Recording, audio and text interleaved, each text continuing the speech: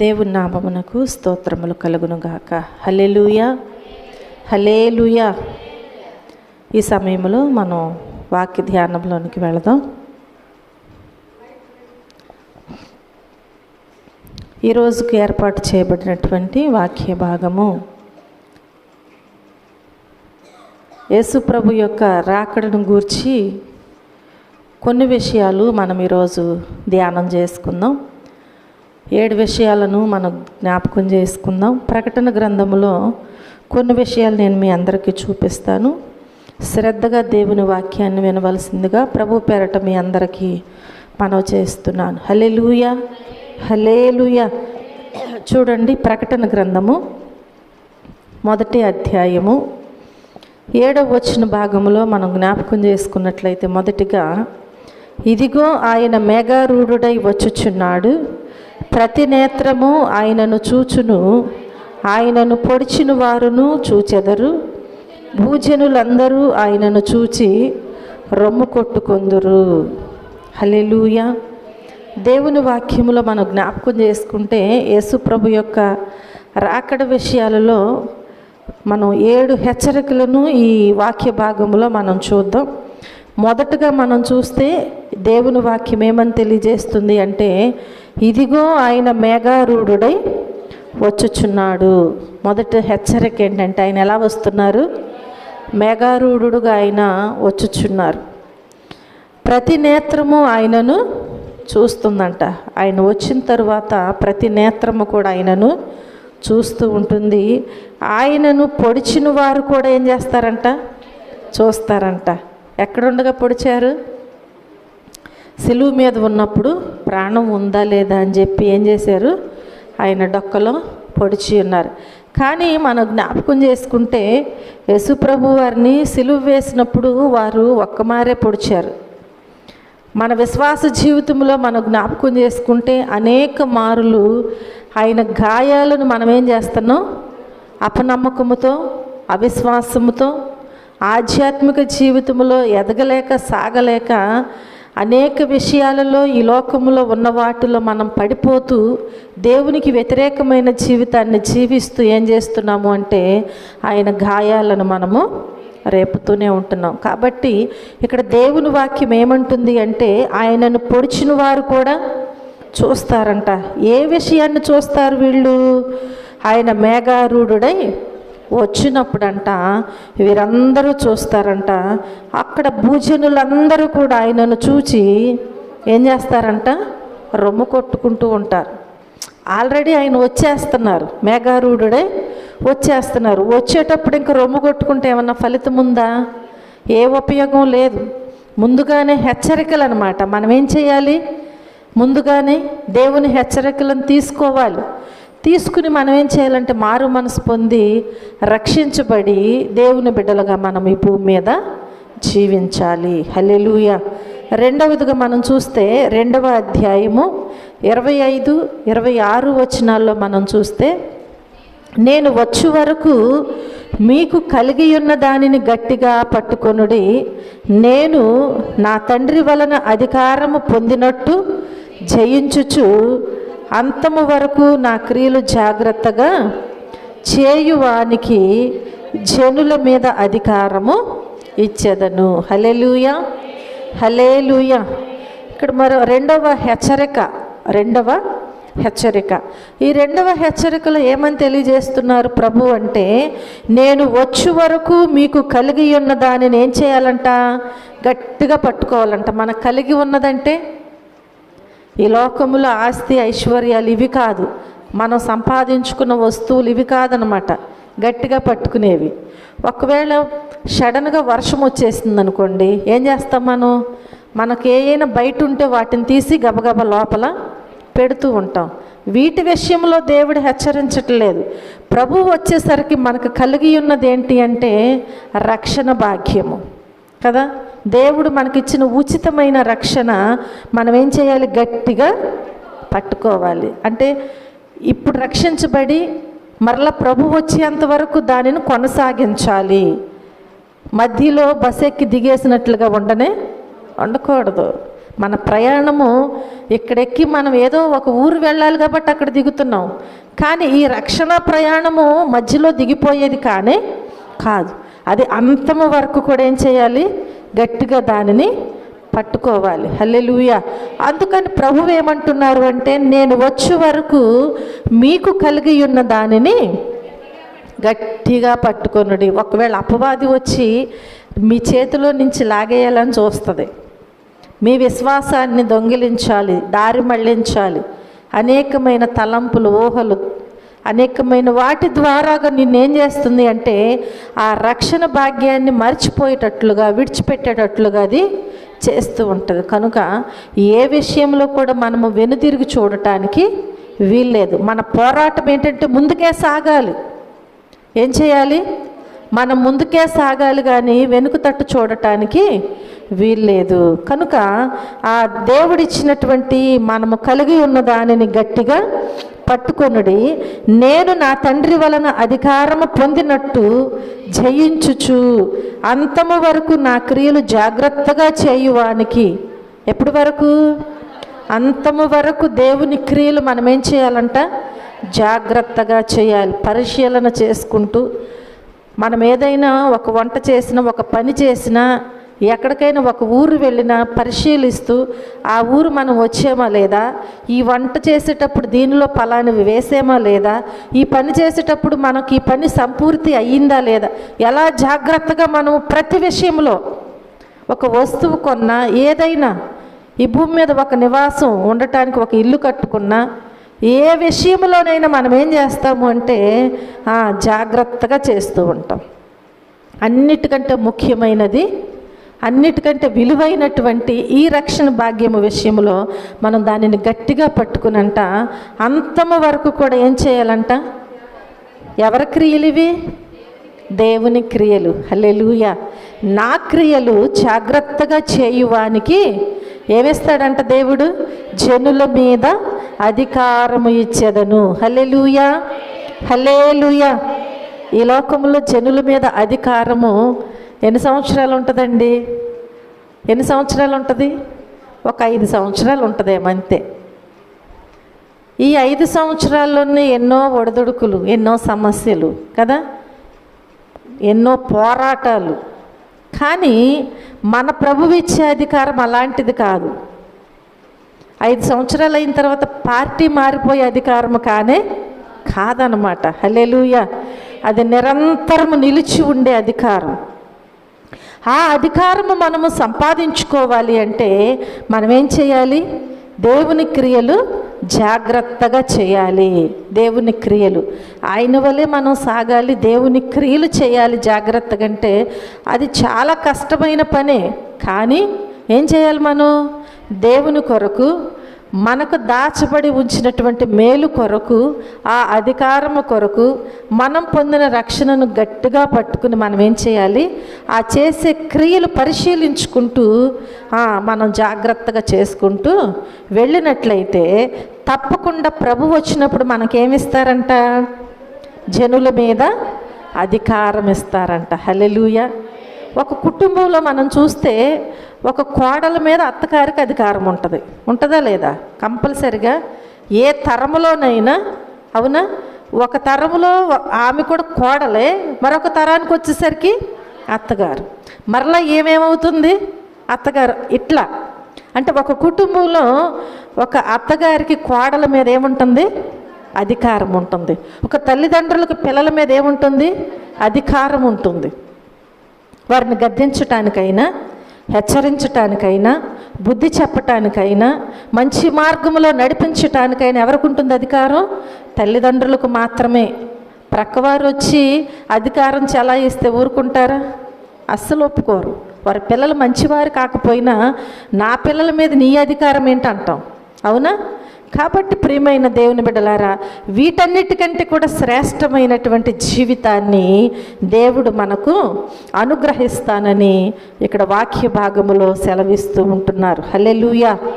మూడవదిగా మనం చూస్తే 3వ అధ్యాయం ప్రకటన గ్రంథం 3వ అధ్యాయము 3వ వచనములో మనం చూస్తే నీవేలాగు ఉపదేశము పొందితివో ఎలాగు వింటివో జ్ఞాపకము చేసుకొని దానిని గైకొనుచు మారు మనసు పొందుము.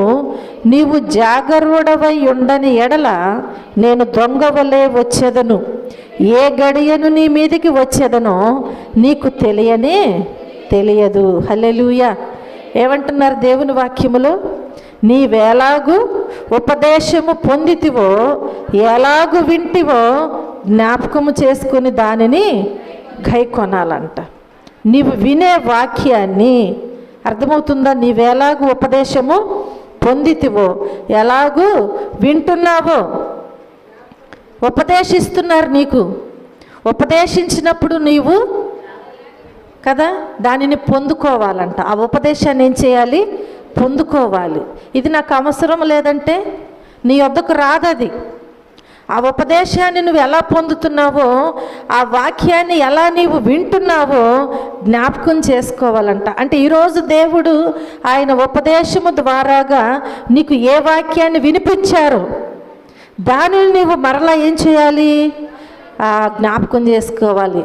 ప్రతి విషయంలో కూడా నువ్వు ఏదైనా ఒక పని చేసినప్పుడు ఆ వాక్యము నీకు జ్ఞాపకం రావాలి.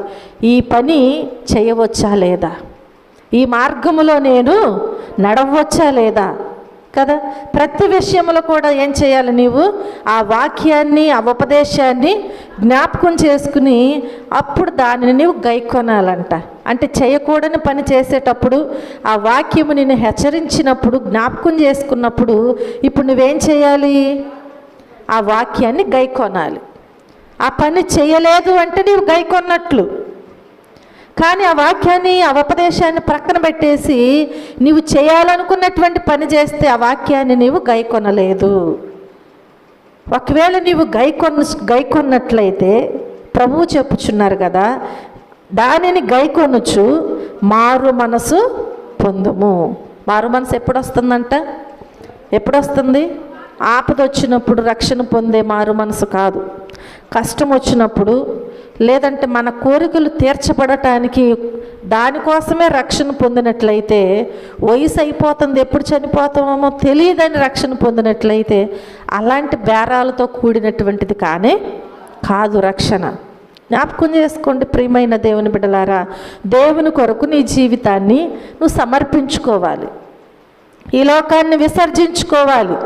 విసర్జించుకుని నీవు ఎప్పుడైతే సమర్పించుకుంటావో నీ సమర్పణలో అప్పుడు దేవుడు నీకు మారు మనసు అనేది ఇస్తారు. అంతేకాని మగపిల్లలు పుడితే రక్షణ పొందుతాను, ఉద్యోగం వస్తే రక్షణ పొందుతాను, వివాహం జరిగితే రక్షణ పొందుతాను, గృహం కట్టుకుంటే రక్షణ పొందుతాను కదా, ఇంకా చాలా ఉంటాయి. అప్పులు తీరితే రక్షణ పొందుతాను, ఇంకా చెప్పాలి. మనం ఏం చేస్తున్నామంటే దేవుని దగ్గర బేరమాడుతున్నాం. ఏం చేస్తున్నావు? బేరమాడుతున్నావు. ఇది నువ్వు చేస్తే దేవుడు నీకు చేస్తారు, కానీ నీవు చేయకపోతే నీకే నష్టము. ఎవరికి నష్టం అండి? మనకే నష్టం. మారు మనసు పొందకుండా ఒకవేళ దేవుడు నీకు ఇవ్వలేదని పొందకపోతే దేవుడికి ఏమైనా నష్టమా? ఎవరికి నష్టం? మనకే నష్టం. కాబట్టి నీకు మారు మనసు అనేది ఎప్పుడు వస్తుంది అంటే దేవుడి యొక్క ఉపదేశాన్ని నీవు పొందుకుని, ఆ వాక్యాన్ని నీవు విని దానిని జ్ఞాపకం చేసుకుని ఏం చేయాలి? గైకొనాలి, అంగీకరించాలి, పాటించాలి, ఆ రీతిగా బ్రతకాలి. వాక్యం ఎలా బ్రతకమని నిన్ను హెచ్చరిస్తుందో అలా నీవు బ్రతకాలి. ఎవరు హెచ్చరించినట్లు? ప్రభు హెచ్చరించినట్లు మనల్ని. కాబట్టి ప్రభువు ఎలా బ్రతకాలని నిన్ను హెచ్చరిస్తున్నారో అలా నీవు బ్రతికితే దేవుడు ఏం చేస్తాడంట? అప్పుడు నీవు మారు మనసు పొందటానికి నీ హృదయ ప్రేరేపణ కలుగుతూ ఉంటుంది.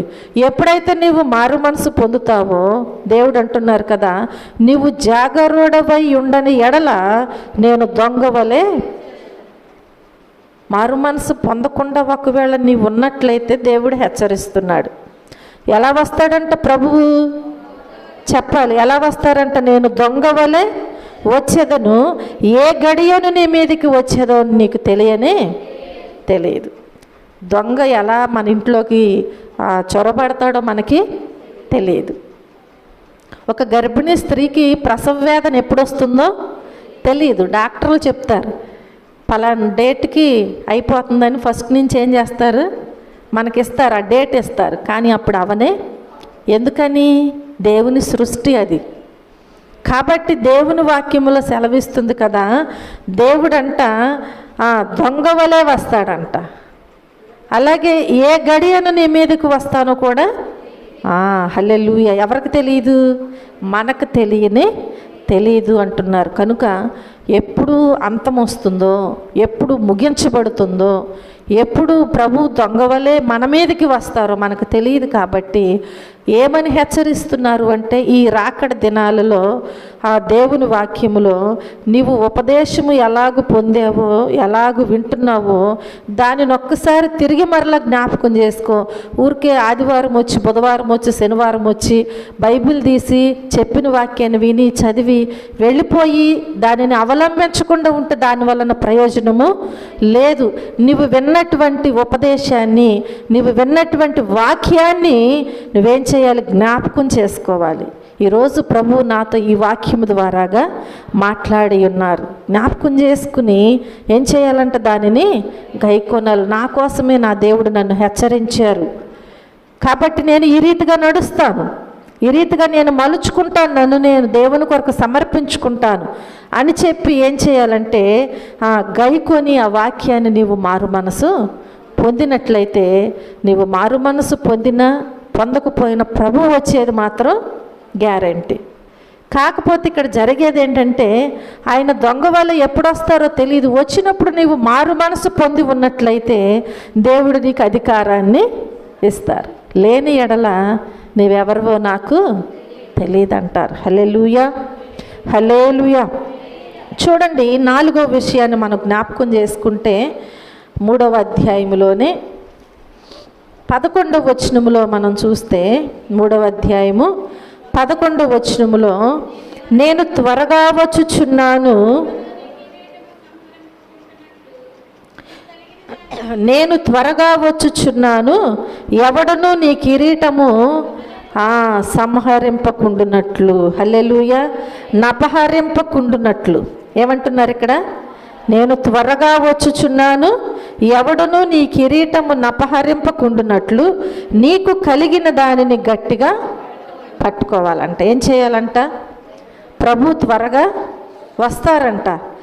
వచ్చినప్పుడంట దేవుడు అంటున్నాడు కదా, నీకు కలిగినటువంటి ఆ కిరీటం ఉంది కదా, దానినంట ఎవడో నీ కిరీటాన్ని నపహరింపకుండునట్లు, దొంగిలించకుండునట్లు, దోచుకొనకుండునట్లుగా నీకు కలిగిన దానిని గట్టిగా పట్టుకో. ఎప్పుడిస్తారు ప్రభు కిరీటము?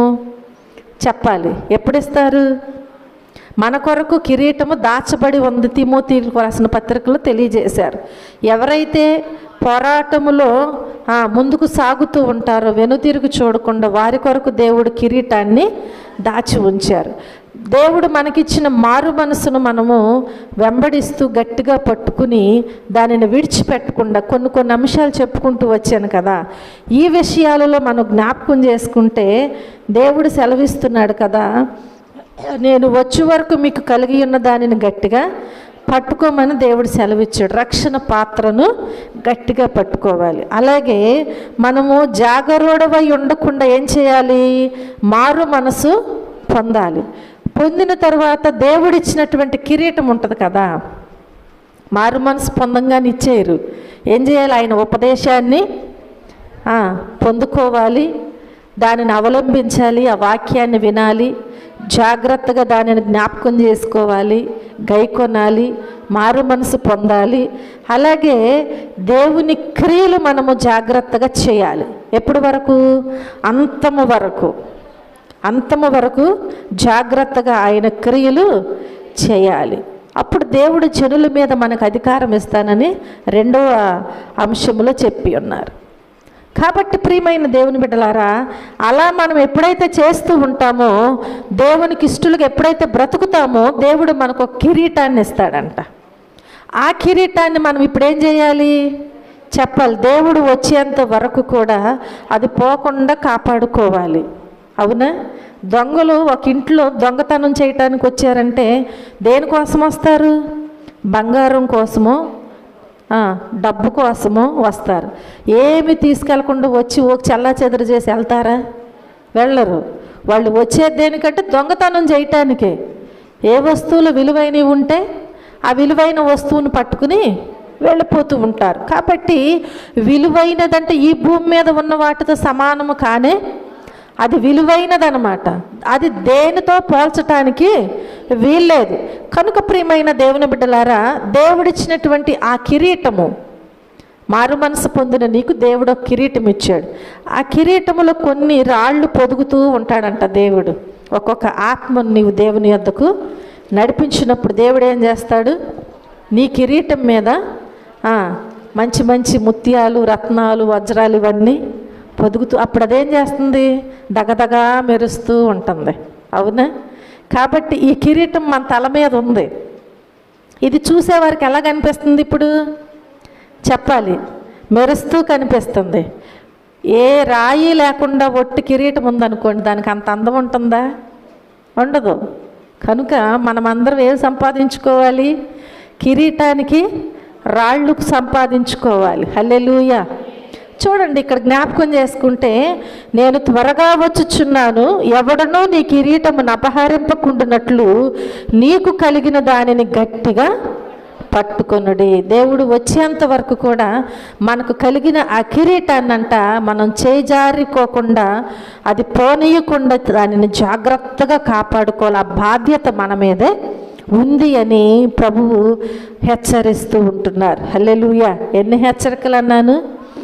7 హెచ్చరికలు మనం జ్ఞాపకం చేసుకుందాం ఈ ప్రకటన గ్రంథంలోనే. రాకడను గూర్చిన 7 హెచ్చరికలు. 5వదిగా మనం చూస్తే 22వ అధ్యాయంలోనికి వెళదాం. ప్రకటన గ్రంథము 22వ అధ్యాయము 7వ వచనాన్ని మనం చూస్తే, ఇదిగో నేను త్వరగా వచ్చుచున్నాను, ఈ గ్రంథములోని ప్రవచన వాక్యములను గైకొనువాడు ధన్యుడు. హల్లెలూయా. ప్రభువు ప్రతి అంశంలో కూడా నేను త్వరగా వస్తున్నానని సెలవిస్తున్నారు. కానీ మనం ఏం చేయాలంటే, ఈ గ్రంథములో ఉన్న దానిని చెప్పాలి. ఏం చేయాలంట? గైకొనాలంట. అవేంటి? ప్రవచన వాక్యములు, నెరవేర్పులు జరిగేటువంటి వాక్యములు అన్నమాట. అవి ఊరికే తీసి పడేయటానికి వీల్లేదు. మనం జ్ఞాపకం చేసుకుంటే చాలా విషయాలు ముందుగానే కొన్ని వేల సంవత్సరాలకు పూర్వమే ప్రవచన వాక్యాలుగా వ్రాసి ఉన్నవి నెరవేర్పులుగా జరిగినట్లుగా ఈ వాక్యాల్లో మనం చూస్తూ ఉంటాం. కాబట్టి దేవుడు అంటున్నారు కదా, ఇదిగో నేను త్వరగా వచ్చుచున్నాను, ఈ గ్రంథములోని ప్రవచన వాక్యములను గైకొనువాడు ధన్యుడు. ఎవరు ధన్యులు అంటే 10 మంది పిల్లలు ఉన్నవారని రాయలా ఇక్కడ. అర్థమవుతుందా? ఎవరు ధన్యులు అంటే మంచి గృహాలు ఉన్నవారు ధన్యులని, లేదంటే ఐశ్వర్యం ఉన్నవారు, ఉద్యోగాలు ఉన్నవారు, సంపాదన ఉన్నవారు, అందచందాలు కలిగిన వారు, ఈ భూమి మీద అధికారాలు ఉన్నవారు ధన్యులని ఇక్కడ వ్రాయలా. ఎవరు ధన్యులంట? ఎవరైతే దేవుని వాక్యాన్ని గైకొంటారో వాళ్ళే ధన్యులు. హల్లెలూయా. హల్లెలూయా. చిన్న పాట పాడుకుందాం మనం. రాజాధిరాజు దేవాది దేవుడు త్వరలో వచ్చుచుండే, రాజాధిరాజు దేవాది దేవుడు త్వరలో వచ్చుచుండెను, మన యేసు రాజు వచ్చును, పరిశుద్ధులం చేయుమను, మన యేసు రాజు వచ్చును, పరిశుద్ధులం చేయుమనను. ఆహా మనమాచటకే గోదా, ఆహా మనమాచటకే గోదా, ఆహా మనమాచటకే గోదా. రాజాధిరాజు దేవాది దేవుడు త్వరలో వచ్చుచుండెను. రాజాధిరాజు దేవాది దేవుడు త్వరలో వచ్చుచుండెను. ముద్ర పొందిన శుద్ధులందరూ తెల్లంగి ధరించెదరు. ముద్ర పొందిన శుద్ధులందరూ తెల్లంగి ధరించెదరు. జయ జెండాలు పట్టుకొందరు. విమోచన గీతం పాడెదరు. జయ జెండాలు పట్టుకొందరు. విమోచన గీతం పాడెదరు. ఆహా ఎంతో ఆనందమది. ఆహా ఎంతో ఆనందమది. ఆహా ఎంతో ఆనందమది. రాజాధిరాజు దేవాది దేవుడు త్వరలో వచ్చుచుండెను.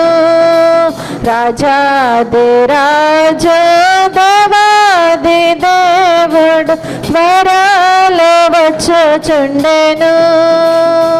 హల్లెలూయా, హల్లెలూయా.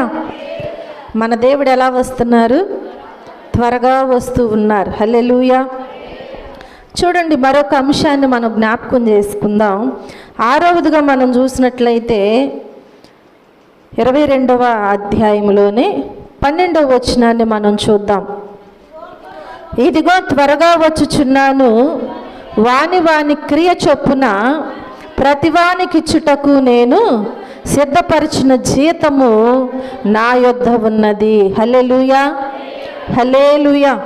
ఏమని తెలియజేస్తున్నారు? ఇదిగో త్వరగా వచ్చుచున్నాను, వాని వాని క్రియ చొప్పున ప్రతివానికిచ్చుటకు నేను సిద్ధపరిచిన జీతము నా యొద్ద ఉన్నది. ప్రభు వచ్చినప్పుడంట వాని వాని క్రియల చొప్పున, అంటే నా క్రియలు వేరు, మీ క్రియలు వేరు అన్నమాట. కాబట్టి వాని వాని క్రియల చొప్పునంట దేవుడంట ముందుగానే సిద్ధపరిచారంట. హల్లెలూయా. వచ్చిన తర్వాత నువ్వెన్ని రోజులు వచ్చావు పనికి అని అడగరు, ఎన్ని గంటలు పని చేసావని అడగరు. అర్థమవుతుందా? ఒక పనికి వెళ్ళినప్పుడు మేస్త్రికి నేను ఇన్ని రోజులు వచ్చానని చెప్తారు. కానీ ఇక్కడ మనం ఎవరం కూడా దేవునికి చెప్పవలసిన అవసరం లేదు. ఆయనకు అంతా ముందుగానే తెలుసు. నేను చేసిన కష్టానికి, నీవు చేసిన కష్టానికి ఎంత జీతం ఇవ్వాలో, ఎంత ప్రతిఫలం ఇవ్వాలో ఆయన ముందుగానే సిద్ధపరిచారంట. హల్లెలూయా. ఏమంటున్నారు? ప్రతివానికినంట వాని వాని క్రియ చొప్పున, వాని వాని క్రియ చొప్పునంట. నువ్వు ఏ క్రియలు చేసి ఉన్నావో, మంచివైతే మంచివి, చెడ్డవైతే చెడ్డవి. క్రియలన్నీ మంచివని, క్రియలన్నీ చెడ్డవని లేదు. మంచివి ఉన్నవి, చెడ్డవి ఉన్నవి. కాబట్టి ప్రభు అంటున్నారు కదా, వాని వాని క్రియ చొప్పున ప్రతి వానికి ఇవ్వటానికంట నేను సిద్ధపరిచిన జీతము నా యొద్ద ఉన్నది అంటున్నారు. ఆయన త్వరగా వచ్చినప్పుడంట ఆయన వద్ద ముందుగానే దాచి ఉంచిన జీతాన్ని మనకిస్తారంట. అది ఏ జీతమో, పరలోకానికి తీసుకువెళ్ళే జీతమో, నరకానికి తీసుకువెళ్ళే జీతమో మనకి తెలియదు. వచ్చిన తర్వాత ప్రభు డిసైడ్ చేస్తాడు కదా. ఏమని? ప్రభు చేత ఆశీర్వదించబడిన వారులారా ఎటెళ్ళాలంట? ఎటెళ్ళాలి? నీతిమంతులుగా గొర్రెల వలె ఉంటేనేమో కుడివైపుకి రండి. ఒకవేళ దేవునికి వ్యతిరేకమైన క్రియలు చేస్తే, అలా ఒకవేళ దేవుడు మనల్ని విడదీసేస్తారు. ఇక్కడ అందరం కలిసే కూర్చుంటున్నాం, అందరం ఒక సంఘంలోనే ఉంటున్నాం, అందరం అక్కడ నిలబడతాం. కానీ మనమందరం కూడా ఏమైపోతాం? మన క్రియలను బట్టి అంట వేరుపరచబడతామంట. ప్రభు మన కోసం దాచి ఉంచినటువంటి ఆ జీతాన్ని తీసుకోవటానికి మనం సిద్ధముగా ఉండాలి.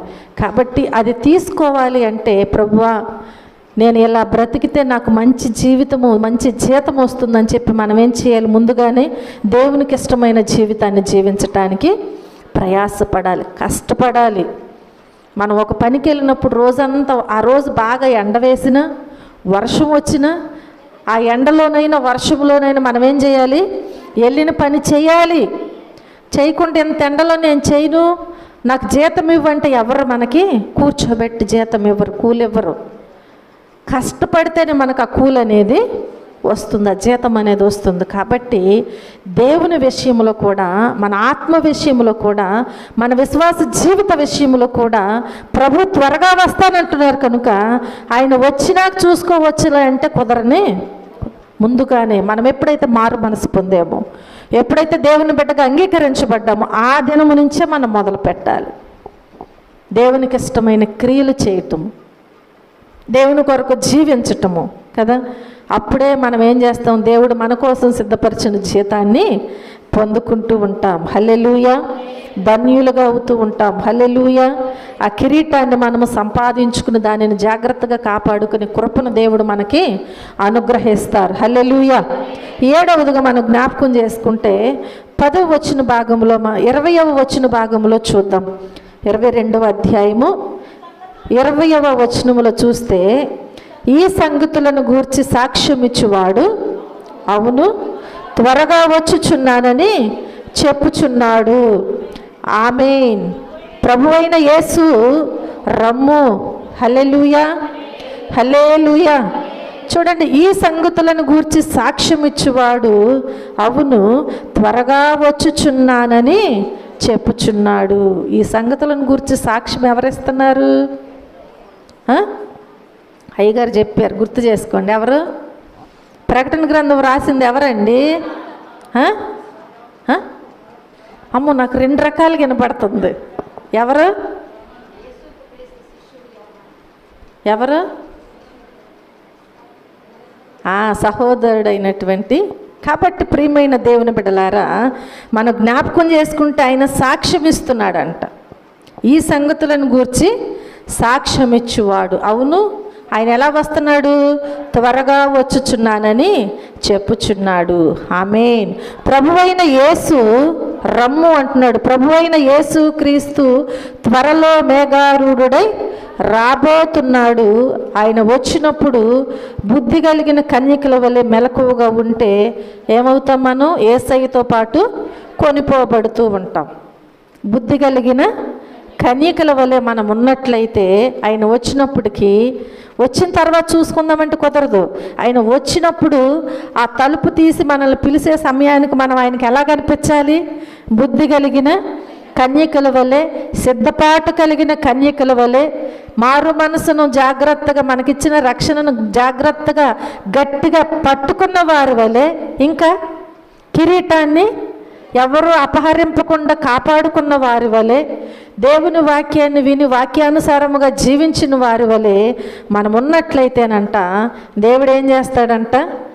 ఏం చేస్తాడు? ఆ కన్యకల వలె మెలకువగా ఉంటే యేసయ్యతో పాటు కొనిపోబడతాం. అంతేగాని నిద్రపోతూ నిద్రావస్థలో ఉంటే ప్రభువు ఇక్కడుండి మెలకువ కలిగి ప్రార్థన చేయండి అని ఒక బాధ్యత అప్పగించాడు శిష్యులకి, మెలకువ కలిగి ప్రార్థన చేయమని. కానీ వాళ్ళు ఏం చేస్తున్నారు? ప్రభు వచ్చి చూసేసరికి నిద్రపోతున్నారు. వచ్చి లేపారు తట్టి, నిద్రపోవద్దయ్యా, మెలకువ కలిగి ప్రార్థన చేయండి. మరలా వచ్చి చూసినా కానీ వారు ఎలా ఉన్నారు? నిద్రావస్థలోనే ఉన్నారు. సమయం వచ్చినప్పటికీ కూడా వారు నిద్రపోతూనే ఉన్నారు. ఎవరి కోసం చేసుకోమన్నారు? మీరు శోధనలో ప్రవేశించకుండానట్లు మెలకువ కలిగి ప్రార్థన చేసుకోండి. దేవుని కోసం మనం చేయనవసరం లేదు. నా కోసం మీరు ఏడవద్దంటున్నాడు దేవుడు. మీ ఆత్మల కోసం, మీ పిల్లల కోసం, మీకోసమే ఏడవండి. నరకములోకి వెళ్లకుండా ఉండినట్లుగా, దేవుని బిడ్డలుగా మీరు ముందుకు సాగునట్లుగా మీకోసమే మీరు ఏడవండి. కాబట్టి ప్రియమైన దేవుని బిడ్డలారా, దేవుని వాక్యం సెలవిస్తుంది కదా, ఎవరైతే అలా మెలకువ కలిగి బుద్ధి కలిగినటువంటి కన్యకల వలె ఉంటారో తప్పకుండా వారు యేసయ్యతో పాటు కొనిపోబడతారు. ఒకవేళ అలా కాకుండా ఆయన వచ్చినప్పుడు ఎవరైతే రక్షణ లేకుండా బ్రతుకును మార్చుకోకుండా, అర్థమవుతుందా? ఇప్పుడే ఎందుకు రక్షణ? నువ్వు చిన్న పిల్లవంటారు. చిన్నపిల్లలు చేష్టలు చేస్తున్నారా కదా? నీకు వయసు రాలేదంటారు. చూడండి, ఇంక బాధ్యతలు ఉన్నాయని పెద్దవారు అంటారు. బాధ్యతలున్నా వయసు రాకపోయినా నువ్వు ఏ స్థితిలో ఉన్నా మరణం అనేది ఎప్పుడు వస్తుందో ఎవరికి? చిన్న వయసులో వస్తుందో, నడిప్రాయంలో వస్తుందో కదా, వృద్ధాప్యంలో వస్తుంది, ఎవరికి తెలీదు. కాబట్టి ముందుగానే మనం ఏం చేయాలండి? జాగ్రత్తగా ఉండి సిద్ధపడుతూ ఉండాలి. కనుక ఈ బ్రతుకును మార్చుకోకుండా, రక్షణ లేకుండా మన జీవితంలో బ్రతికినంత కాలము ఏం చేస్తారంటే పాపిష్టి క్రియలు చేస్తూ ఉంటారు. ఆ పాపిష్టి క్రియలు విడిచిపెట్టకుండా ఎవరైతే ఉంటారో వారందరూ కూడా విడువబడుతూ ఉంటారు. ఆ రోజు ఏ రోజు ప్రభువు వచ్చినప్పుడు తప్పకుండా వారందరూ విడువబడతారు. ఎందుకని? వారిలో తగిన సిద్ధపాటు లేదు, మెలకువ లేదు, దేవుని కొరకు జీవించట్లేదు. కాబట్టి ఇప్పుడు వీరందరూ కూడా ఏమవుతారు అంటే దేవుని దగ్గర వారు విడువబడుతూ ఉంటారు. ఆ రోజు విడువబడిన వారు ఏం చేస్తారంట? రొమ్ము కొట్టుకుంటూ ఉంటారంట. ఏం చేస్తారు? రొమ్ము కొట్టుకుంటూ ఏడుస్తూ ఏడుస్తారని వాక్యము సెలవిస్తూ ఉంటుంది. కనుక ప్రియమైన దేవుని బిడ్డలారా, నువ్వు ఒక్కసారి జ్ఞాపకం చేసుకుని నువ్వు రక్షించబడ్డావా? దేవుడు అడుగుచున్నాడు ఈరోజు. ఎన్ని హెచ్చరికలు? రాకడను గూర్చినటువంటి 7 హెచ్చరికలు ప్రభువు హెచ్చరిస్తున్నారు.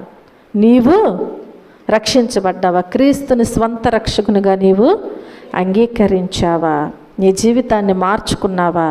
నీలో ఉన్నటువంటి ప్రతి పాపమును విడిచిపెట్టి దేవుడిచ్చేటువంటి జయ జీవితాన్ని నీవు జీవిస్తున్నావా లేదా అని చెప్పి దేవుడు మనల్ని అడుగుచున్నారు. ఆయన వచ్చినప్పుడు విడువబడినటువంటి వారి స్థితి బహు భయంకరంగా ఉంటుందని దేవుడు హెచ్చరిస్తూ ఉంటున్నాడు. హల్లెలూయా, హల్లెలూయా. కాబట్టి అట్టి స్థితి గుండా నీవు వెళ్లకుండా ఉండాలి అంటే ఏం చేయాలి? ఒకటే మార్గం దేవుడు సెలవిచ్చారు. ఏంటది? మారు మనసు పొందు, రక్షించబడు. అలాంటి స్థితిలోనికి నీకు వెళ్లకుండా ఉండాలి అంటే ఏం చేయాలి? రక్షణ పొందు. ఈ భూమి మీద ఏదైనా సంపాదించుకోవాలంటే, ఏదైనా కొనుక్కోవాలనుకుంటే కష్టపడి ఏదో ఒక విధంగా దాన్ని సంపాదించుకోవాలని ఎండనక వాననక కష్టపడి రూపాయికి రూపాయి దాచుకుని ఏం చేస్తారు? దానిని సంపాదించుకుంటారు. అది నీ వల్ల కాని పని అయినా నీ శక్తి కొలది దానిని చేయటానికి ప్రయత్నము. కానీ శాశ్వతమైనది రక్షణ భాగ్యం. అది నిన్ను ఎక్కడికి చేరుస్తుందంటే పరలోకానికి చేరుస్తుంది.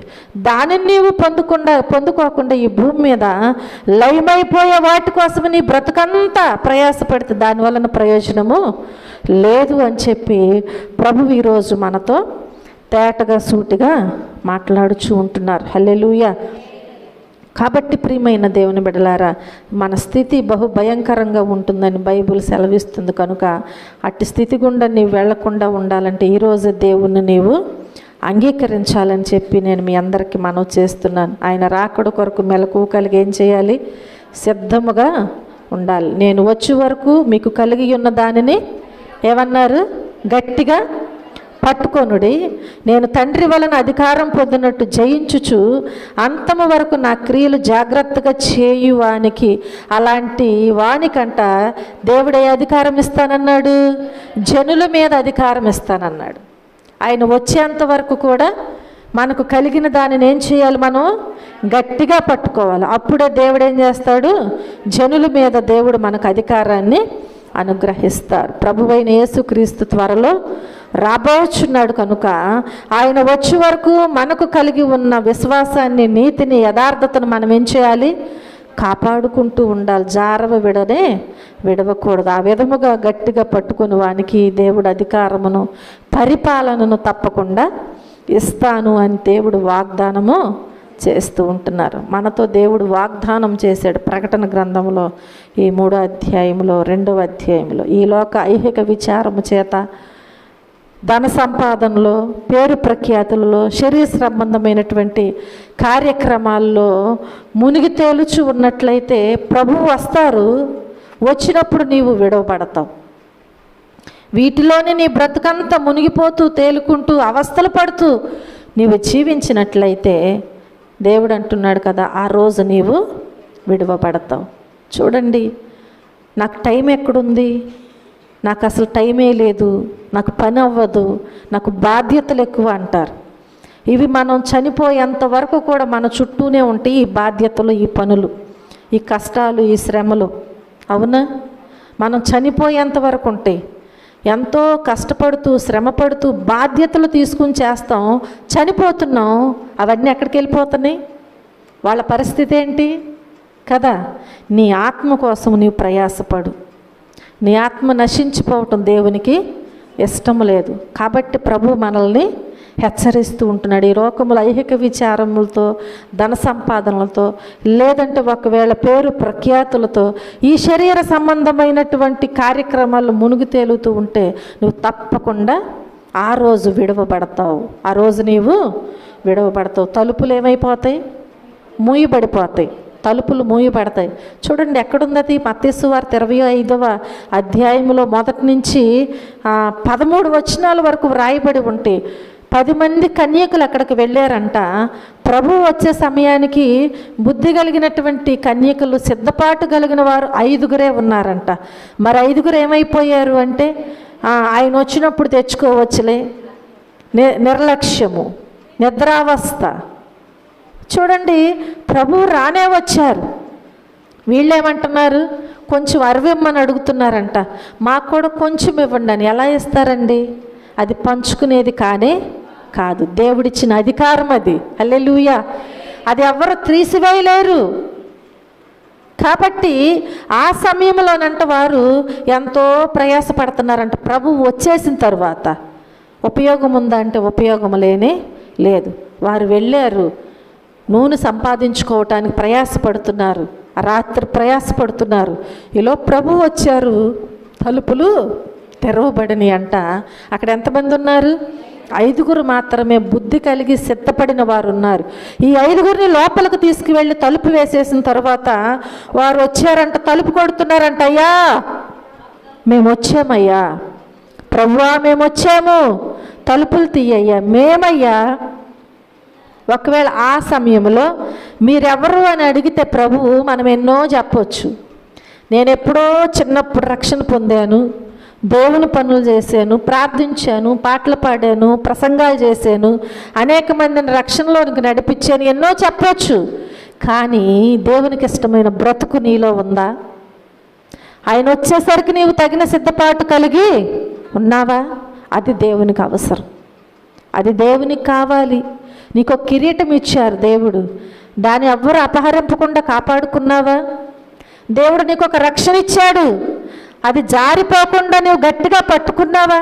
దేవుడు వచ్చేసరికి దేవుడు నిన్ను హెచ్చరిస్తున్నాడు, నీకు ఉపదేశం ఇస్తున్నాడు, వాక్యాన్ని ఇస్తున్నారు. దానిని గైకుని జాగ్రత్తగా వాక్యానుసారముగా జీవించావా? ఇది దేవునికి కావాలి. అంతేకాని నేను మందిరం కట్టాను, మందిరంలో ఫ్యాన్లు వేసాను, లైట్లు ఇచ్చాను, కుర్చీలు ఇచ్చాను, మైక్ సెట్ ఇచ్చాను, ఇంకెన్నెన్నో విలువైన వస్తువులు ఇచ్చాను అని మనం ఎన్ని చెప్పినా ఇహలోకమైనటువంటివి ఏవి కూడా మనల్ని పరలోకానికి చేర్చవు. మీరెవరో నాకు తెలియదు అంటున్నాడు ప్రభు. మీరెవరో నాకు తెలీదు. కాబట్టి ప్రియమైన దేవుని బిడ్డలారా, మనము ఎలా ఉండకూడదంట? నీవు జాగరూకుడవై ఉండని ఎడల ఎలా ఉండకూడదు? జాగరూకులుగా మనం ఉండటానికి వీల్లేదు. ఎందుకంటే నీవు జాగరూకుడవై ఉండని ఎడల నేను దొంగవలే వస్తాను, ఏ గడియను నీ మీదకి వచ్చేదను నీకు తెలియదు అంటున్నారు. మనం నిద్రపోతూ ఉంటామంట, ఇద్దరు మంచములో పడుకుంటారంట, ఒకరు ఎత్తబడతారు, ఇద్దరు తిరుగలు విసురుతారంట, ఒకరు ఎత్తబడతారు. చూడండి ఎంత ఆశ్చర్యమో. నీ పిల్లల్ని ఎంతో ప్రేమగా చూసుకుంటావు, నీ వెళ్ళిపోతావు, నీ పిల్లలు ఎక్కడే ఉండొచ్చు, వారిని మార్గంలోనికి నడిపించకపోతే. నీ భర్తను ఎంతగానో ప్రేమిస్తున్నావు, ఒక్క మంచంలోనే ఉంటారంట. కానీ ఎవరైతే దేవునికి ఇష్టలుగా ఉంటారో వారు వెళ్ళిపోతారు, దేవుని క్రియలు జరిగించిన వారు విడువబడతారంట. కనుక ప్రియమైన దేవుని బిడ్డలారా, నేను దొంగ వలె వస్తానని ప్రభువు చెప్పుచున్నారు. కావున మనం ఏం చేయాలి? ప్రతి గడియ ఆయన కొరకే మనము సిద్ధముగా ఉండాలి. ఎప్పుడు యేసయ్య భూమి మీదకి వచ్చి తన రక్తములో కడగబడిన వారిని పరలోకం తీసుకువెళ్ళే గడియ దేవుడు ఎప్పుడు కేటాయిస్తాడో అది ఎవరికి తెలియదు. ఒకవేళ ఈ భూమి మీద మనకు ఒక టైం అనేది ఉంటుంది. ఈ టయానికి ఈ బస్సు వస్తుందని మనకు తెలుసు. ఒక 5 నిమిషాలు 10 నిమిషాలు మిస్ అయినా అక్కడ నిలబడి ఎక్కుతాం, లేట్ అయినా కానీ ఆయన రాకడ ఎప్పుడు వస్తుందో కూడా ఎవరు చెప్పటానికి వీల్లేదు. ఎప్పుడు వస్తానో కూడా తెలియదు అంటున్నారు. కనుక ఆ గడియ దేవుడు ఎప్పుడు కేటాయిస్తారు అది ఎవరికి తెలియదు. కనుక యేసు ఎప్పుడు వస్తారో వాస్తవంగా యేసయ్యకు కూడా తెలియదని రాశారు. నాకే తెలియదు అన్నారు ఒక చోట. అవునా? నేను ఎప్పుడు వస్తానో నాకే తెలియదని వాక్యంలో యేసు ప్రభు వారికి తెలియదు. తండ్రికి మాత్రమే తెలుసు అన్నారు. ఎవరికి తెలుసు అంట? తండ్రికి మాత్రమే తెలుసు అని అన్నారు. కనుక ప్రియమైన దేవుని బిడ్డలారా, అలా ఆయన వచ్చినప్పుడు మనం భూమి మీద మిగిలిపోకుండా ఉండాలంటే దేవుడు ఒక్కటే కోరుకుంటున్నారు, మీరు మారు మనసు పొందుకొని ఉండాలి. యేసు ప్రభు ఎప్పుడైనా రావచ్చు. ఆయన వచ్చే ఆ సమయానికల్లా మనం ఏం చేయాలి? మారు మనసు పొంది ఉండాలి. వచ్చే నెలలో రావచ్చు, వచ్చే వారంలో రావచ్చు, ఈ గడియలోనైనా రావచ్చు. ఎప్పుడు వస్తారు ఎవరికి తెలియదు. కొంతమంది శనివారం వెళ్ళొచ్చులే, పని అవ్వలేదు, బద్ధకంగా ఉంది, పండుకుందాములే అనుకొని ఇంటి దగ్గర ఉండొచ్చు. లేదంటే సీరియల్ చూస్తూనో, లేదంటే ఇంట్లో గొడవ పడుకుంటూనో కదా, అనేకమైన పనులతోనూ ఉండిపోవచ్చు. ఒకవేళ ప్రభు ఇప్పుడు వచ్చేసారనుకో, నీకు శనివారానికి సమయం ఉందా? లేదు. కాబట్టి ప్రతి సమయాన్ని కూడా మనం ఏం చేయాలి? జాగ్రత్తగా సద్వినియోగము చేసుకోవచ్చు. వచ్చే నెలలో రావచ్చు, వచ్చే వారమే రావచ్చు, ఈ రోజైనా రావచ్చు, ఈ గడియలోనైనా 7 సార్లు యేసు ప్రభు రాకడ గురించి మనము హెచ్చరికను తీసుకున్నాం. కనుక 7 అనగా పరిపూర్ణత. అర్థమవుతుందా? సంపూర్ణతకు గుర్తు అన్నమాట. ఆయన వచ్చినప్పుడు నీవు నేను కూడా ఎలా ఉండాలి? సంపూర్ణంగా సిద్ధపడాలి. ఎక్కడో చోట కొంచెం వెళ్తుండటానికి వీల్లేదు, సంపూర్ణంగా సిద్ధపడాలి. అలా మనం ఎప్పుడైతే సిద్ధపడతామో తప్పకుండా ఆయన రాకడలో మనము కొనిపోబడతామని చెప్పి ప్రభు పేట నేను మీ అందరికీ మనవి చేస్తున్నాను. హల్లెలూయా, హల్లెలూయా. ఆ రీతిగా దేవుడు మనలను ఆయన రాకడలో మనమందరము కూడా కొనిపోబడటానికి దేవుడు ఆయన కృపను మనకు చూపించును గాక. హల్లెలూయా. చూడండి, ఆఖరిగా మనం జ్ఞాపకం చేసుకుంటే మత్తయి సువార్తలో 24వ అధ్యాయంలో మనం జ్ఞాపకం చేసుకుంటే 42వ వచనములో ఒక చిన్న మాటను మనం చదివి ముగించుకుందాం. కావున ఏ దినమున మీ ప్రభువు వచ్చునో మీకు తెలియదు గనుక మెలకువగా నుండుడి. హల్లెలూయా. ఏమంటున్నారు ఇక్కడ? ఏ దినమున మీ ప్రభువు వచ్చునో మీకు తెలియదు కనుక ఎలా ఉండాలి? మెలకువగా ఉండండి. అలాగ మనమందరం ఉండి దేవుని కృపను పొందుకుందాం. హల్లెలూయా, ఆమేన్. దేవుడి చిన్న వాక్యాన్ని దీవించి ఆశీర్వదించునుగాక. ఆమేన్.